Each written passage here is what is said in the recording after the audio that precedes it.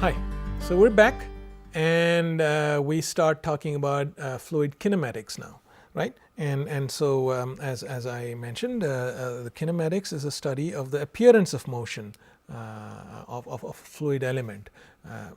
By an appearance of motion, I mean, what is the velocity of this fluid element? Is it bending? Is it going straight? Is the fluid element accelerating, and so on and so forth?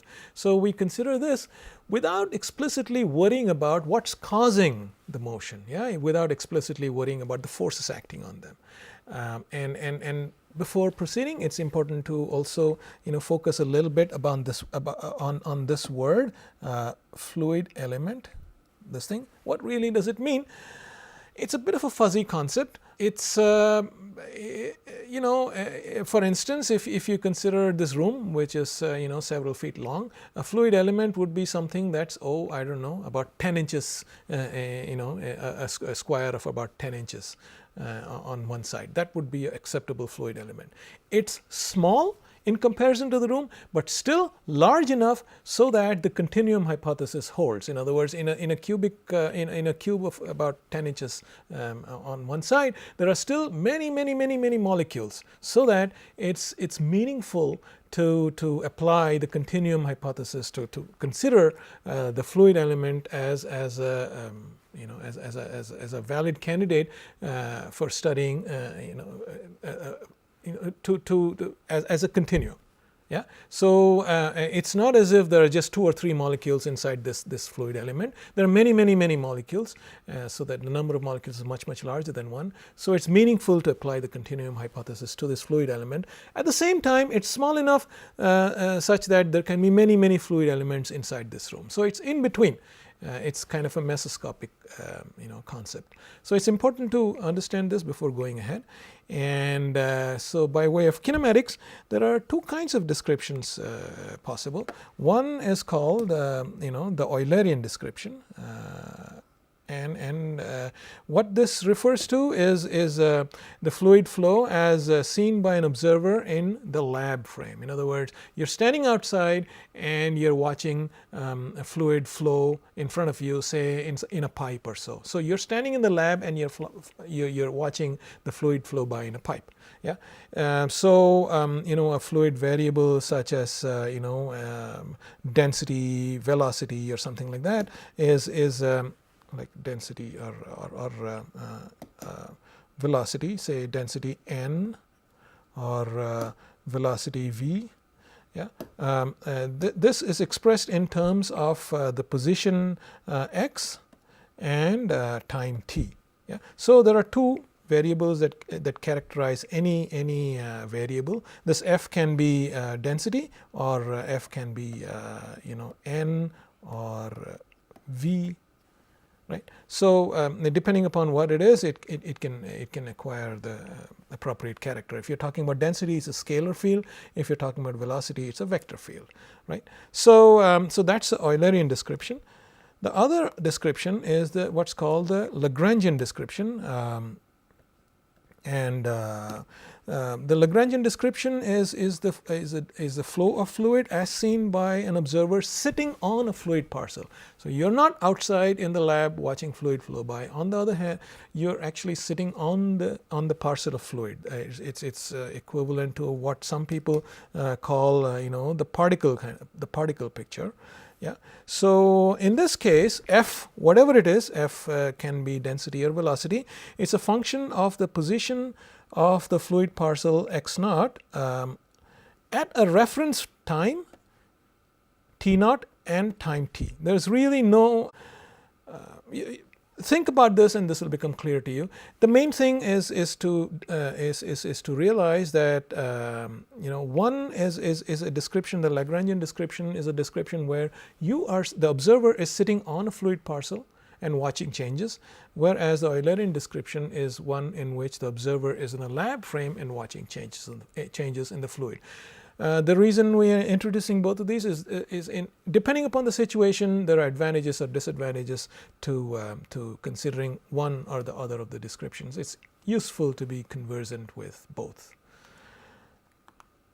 And yeah, so these two descriptions, the Lagrangian and Eulerian description, these are related via a simple transformation. Typically a Galilean frame transformation, there's really no need to consider relativity in this case, no need to bother about Lorentz transformations, just a simple Galilean transformation typically does. And so it involves, and this transformation involves the bulk fluid velocity, and we will elaborate on what this is. So so this sets the stage for our study of kinematics. One of the main questions one can ask while talking about kinematics is, what is the rate of change of f? This f can be density or velocity or some variable experienced by a Lagrangian observer. In other words, remember, a Lagrangian observer is one who's sitting on a fluid parcel. Yeah, and so what's the rate of change of f as observed by a Lagrangian observer, and how does that relate to the same rate of change as observed by someone who's sitting in the lab? In other words, someone who's who is Eulerian, right? So the answer is given by this. So the df, the differential quantity df, this is what's discerned by the person who's sitting on the fluid parcel, the Lagrangian observer. Okay, and that is and the change in f, whatever it is, it might be density, it might be velocity, that can be due to a true change in f with respect to time, yeah, times the dt, or it can be a change in f because the person in the lab frame is watching stuff go by. It need not be because something is popping up and say the velocity is really changing in time. It can be simply the lab observer can see something changing because the fluid is flowing. Okay, and that's what's expressed by this term here. Yeah, so the partial d partial t gives the local time rate of change at a point x, and when you write a straight f straight dt, yeah, that is equal to, so what you do is you just divide this, so you divide a dt here and a dt here, and that's what this is. So a df dt, so you just, this dt is simply divided, and the dxi dt, this is nothing but the velocity ui, yeah, where the I refers to, the subscript I refers to either x, y, or z, as the case might be, right? So that's how you get this ui here, out here, right? And that completes it. That completes the relation between the rate of change of the quantity f as observed by the Lagrangian observer and as observed by the Eulerian observer. The Eulerian observer is essentially characterized by the quantities on the right, and so this is, yeah. So another way of writing this quantity in vector form is to say this, yeah, this is essentially the same as this, where this is a gradient, yeah, and so this is simply a more compact way. What's written here is simply a more compact way of writing what's in the middle of the equation. Same thing essentially, right? So this thing, which is also sometimes written as df,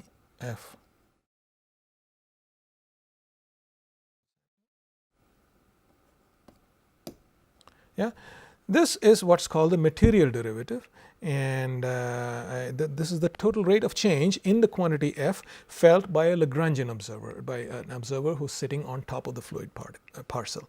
And so this is the way you relate the rate of change in a Lagrangian frame to the rate of change in an Eulerian frame. So so that is really so, and as you can see, this is simply a transformation that involves the fluid velocity u. So this is what I meant when I said this. This is what I meant by this statement. Okay, so having said this, now we move on to what we define as a streamline. Now this is something that's intuitively obvious to you. Suppose you consider a flowing fluid and you inject a colored dye in it. Yeah, if you say the fluid is colorless, and you inject a piece of red dye in it, and suppose one thing I want to emphasize before going forward is that in fluids, many of these things are intuitively already obvious to you. For instance, if I told you the flow is laminar, yeah, or the flow is turbulent, these are things that are intuitively obvious to you from everyday experience, and it's very important to keep this intuition in mind. Yeah, the reason I brought this up now is because many of you will immediately understand what a streamline is. Intuitively, you'll understand what a streamline is. It is, and I could define it a little further by saying it that it's suppose a colorless fluid is flowing, and you inject a few particles of red dye in it. It's essentially the path traced out by this red dye. That's what a streamline is. And let's say the fluid is flowing in a slow, regular fashion, so that the flow is laminar. Without really having defined what laminarity is, you still understand what this is.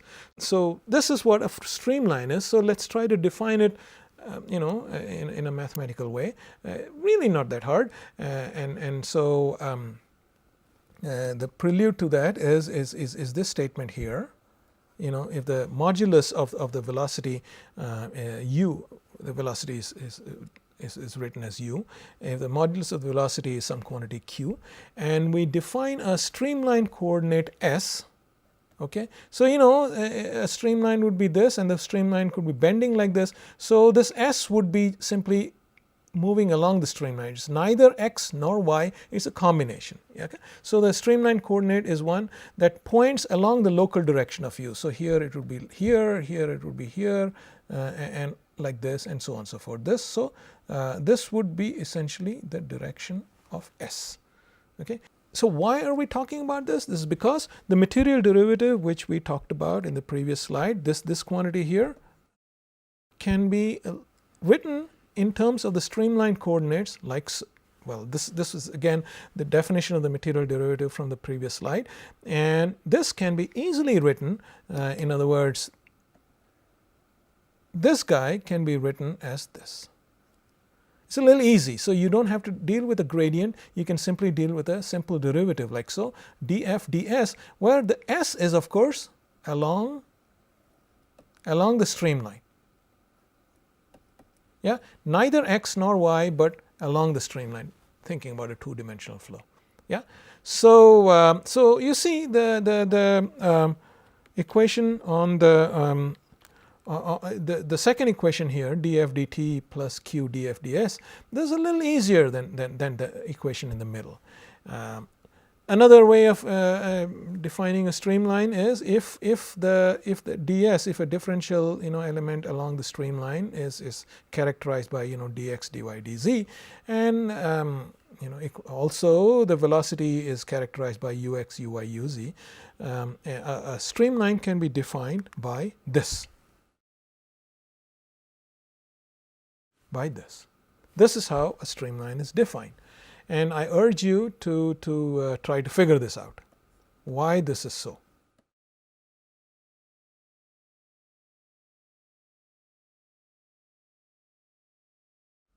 How does this follow from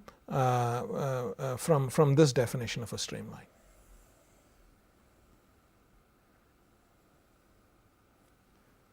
Okay. How does this definition follow from this definition of a streamline? Okay.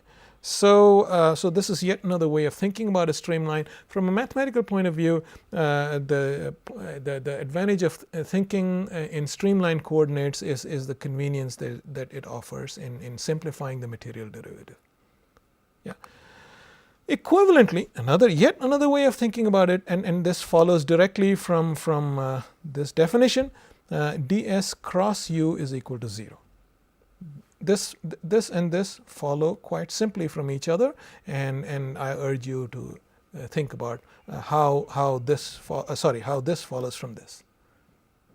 Okay, and maybe I will assign this as one of the thinking points, and it's useful, not that hard to figure out. So here is an example. Again, like I said, this is an example of how you're already familiar with if I gave you this picture and said that these are the streamlines of laminar flow around a sphere, you would have no difficulty whatsoever in accepting it. Yeah, it sounds right.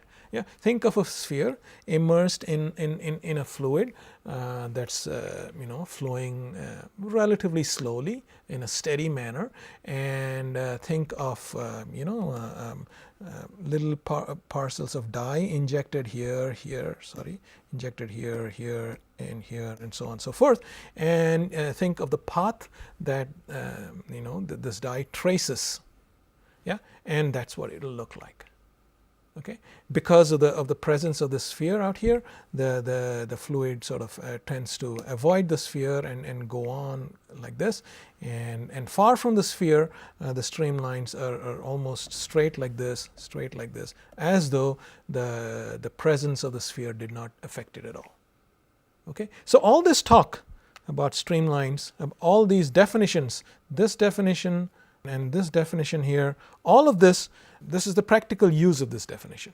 How would you write down the equation of the streamline? Well, this is how the equation of a streamline, if the velocity of the velocity field is characterized by ux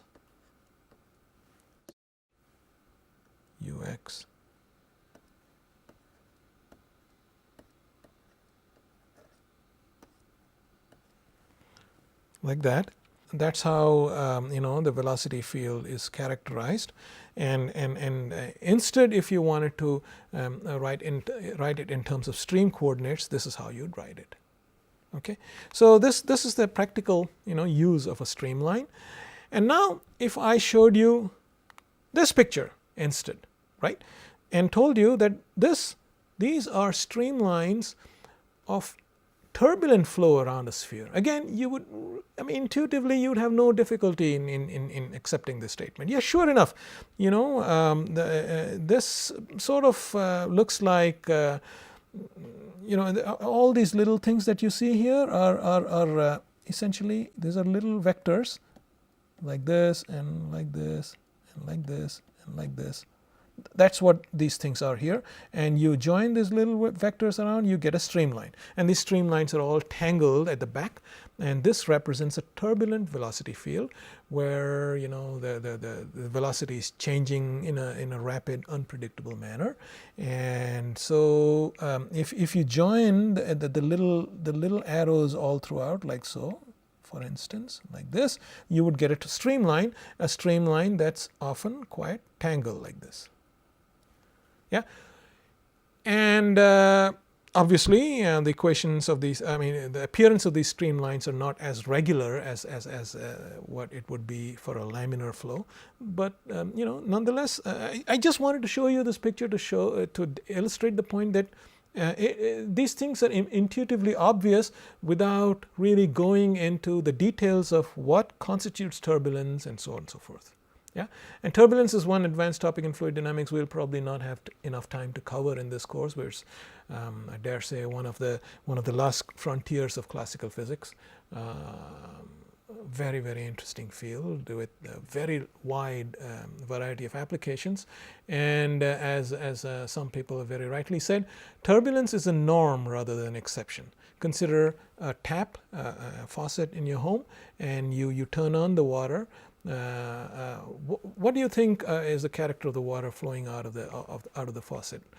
Of course, it depends upon how regular the surface of the faucet is, the tip of the faucet. But generally, you turn the water on slowly, and the flow is generally laminar.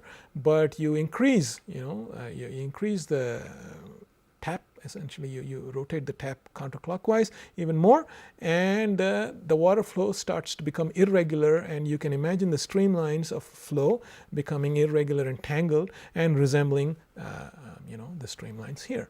Yeah. So this just wanted to illustrate how these concepts are really quite intuitive and obvious to you, and that's one of the beauty of studying fluid mechanics. You're merely systematizing the concepts that you're already familiar with at an intuitive level, right? So again, without splitting too much, without splitting hairs, I will just sort of lay out these definitions in front of you.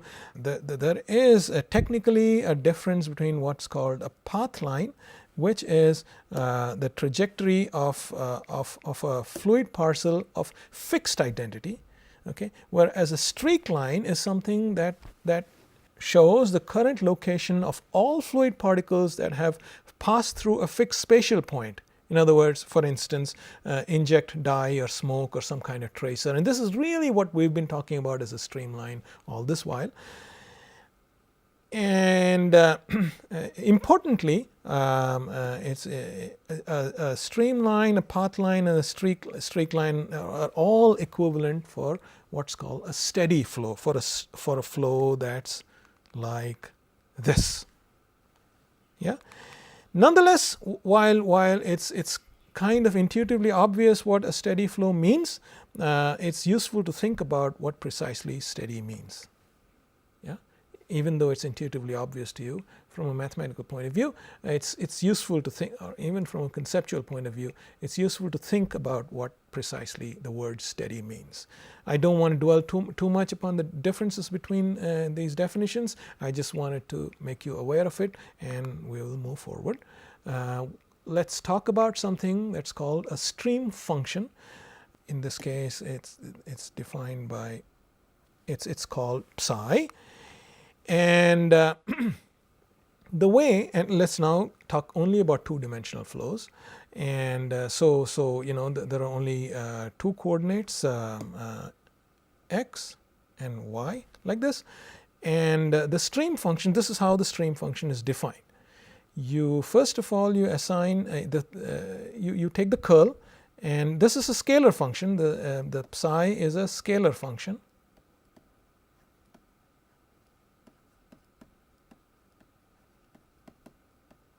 Yeah, and the z, this imparts a vector character to it, and you take the curl of this quantity, and that gives you the velocity field, which is a vector field, of course. U is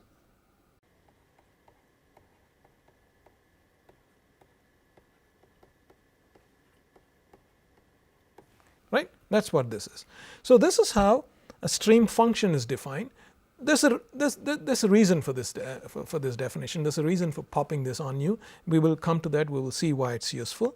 Using this definition of the stream function and the definition of streamlines, you can show, and I urge you to work it out, you can show that a differential change in d psi, which is of course simply you know, the sum of the differential change in psi with respect to x times dx plus the same thing for the y coordinate is equal to 0, as long as dx and dy are along a streamline. So another way of saying this is that psi is that function which is constant, which is conserved along a streamline. Okay, so this is one way of defining it. This is another way of defining it. Okay, and you can immediately see conserved quantities are precious in physics, and so you can start to now appreciate the logic of introducing this stream function. We're not yet there, but you can start to appreciate the fact that there might be some use for this stream function because it looks like it's a conserved quantity. And I urge you not to take my word for it. I urge you to work it out from the definition of the streamline, which is given here. This or this, either of these two definitions. Okay, it's possible to do it either way. So that's the definition of a stream function. Yeah, this is what I just said. In other words, the stream function remains constant along a streamline. The other quantity that would be useful in talking about fluid kinematics is the vorticity of a flow, which is defined as simply the curl of the velocity vector, of the velocity field rather, and the u is again the u is simply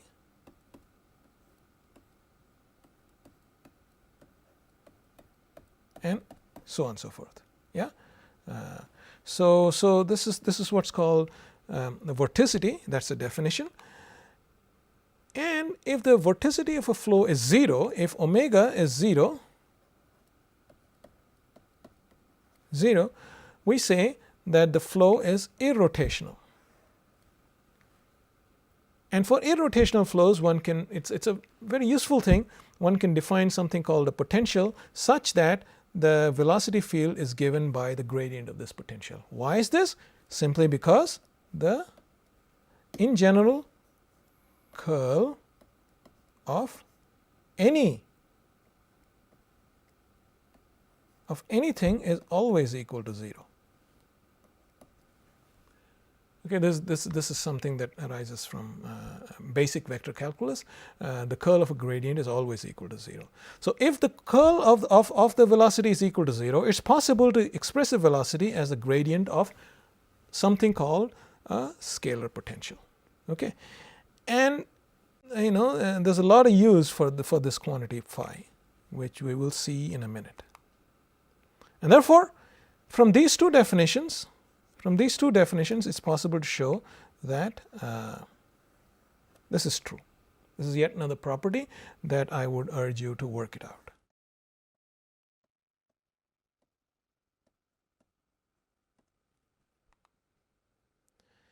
And you can think of parallels in electrostatics. You can think of a phi, which would be immediately obvious. You can think of a psi, which might not be immediately obvious to you, but really there are parallels in electrostatics if you think about it.